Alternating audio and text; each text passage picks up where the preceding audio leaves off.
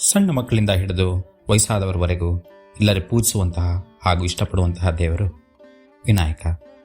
ಆ ವಿನಾಯಕನ ಜನನ ಹೇಗಾಯಿತು ಅಂತ ನೋಡೋಣ. ಮಹಾಲಕ್ಷ್ಮಿಯ ಸಹೋದರಿಯರು ನಾರಾಯಣನ ಒಲಿಸ್ಕೊಳ್ಳೋದಕ್ಕಾಗಿ ತಪಸ್ಸು ಮಾಡ್ತಾರೆ. ನಾರಾಯಣ ಅವ್ರ ತಪಸ್ಸಿಗೆ ಮುಚ್ಚಿ ಪ್ರತ್ಯಕ್ಷನಾಗಿ ಏನು ವರ ಬೇಕು ಅಂತ ಕೇಳ್ತಾನೆ.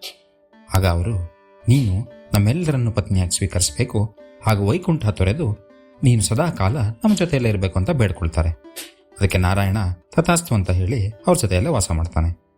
ಹೀಗೆ ಹಲವು ವರ್ಷಗಳೇ ಉರುಳುತ್ತೆ. ಜಗತ್ತಿನ ಸ್ಥಿತಿ ಲೋಕಪಾಲಕನಿಲ್ಲದೆ ಹದಗೆಡುತ್ತೆ.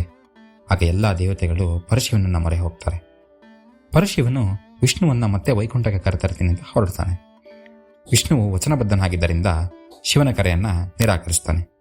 ಆಗ ಶಿವ ಮತ್ತು ವಿಷ್ಣುವಿನ ಮಧ್ಯೆ ಘನಘೋರವಾದ ಯುದ್ಧ ಪ್ರಾರಂಭವಾಗ್ತದೆ. ಹಲವು ವರ್ಷಗಳೇ ಕಳೆದರೂ ಯುದ್ಧ ಮುಗಿಯೋದಿಲ್ಲ. ಲೋಕದಲ್ಲಿ ಸ್ಥಿತಿ ಮತ್ತು ಲಯ ಹದಗೆಡ್ತಾ ಇರುತ್ತೆ. ಆಗ ಎಲ್ಲ ದೇವತೆಗಳು ಪಾರ್ವತಿ ದೇವಿಯನ್ನ ಬೇಡ್ಕೊಳ್ತಾರೆ. ಆಗ ಲೋಕ ಕಲ್ಯಾಣಾರ್ಥವಾಗಿ ಪಾರ್ವತಿ ದೇವಿಯು ತನ್ನ ಮೈ ಮೇಲಿನ ಅರಿಶಿಣದಿಂದ ಒಂದು ಬಾಲಕನ ಮೂರ್ತಿಯನ್ನ ಮಾಡ್ತಾಳೆ. ಆ ಮೂರ್ತಿಗೆ ಜೀವ ಬರುತ್ತೆ. ಅವನೇ ಮಂಗಳ ಮೂರ್ತಿಯಾದ ವಿನಾಯಕ.